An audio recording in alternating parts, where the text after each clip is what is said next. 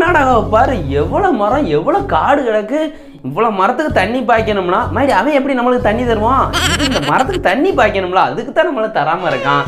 சரி, ஆந்திராவை பாரு, அணையை பாரு. இந்த அணையில் உள்ள தண்ணியை பார்க்கும்போது நம்ம இங்கே அடிக்க வெயிலுக்கு பிட்டி காயுது. அதனால அங்கே போய் செட்டில் ஆயிடலாம் நினைக்க. அந்த அணையில் குளிக்க நம்மளுக்கு அப்படி இருக்க. பக்கத்து ஊர் கேரளா பாரு, எத்தனை மரம், எத்தனை மலை, தண்ணியை பாரு. நம்ம நம்ம நம்ம மட்டும் சொம்ப போயலாம். இப்போ நம்மளுக்கு பாரு எத்தனை ராலின்னு பாரு, எத்தனை ராலி, அத்தனை ராலிக்கு டீசலு. அங்கே தாண்டா ஒரு 10 வருஷத்துக்கு முன்னாடி நாங்கள் நெல் நட்டணும்.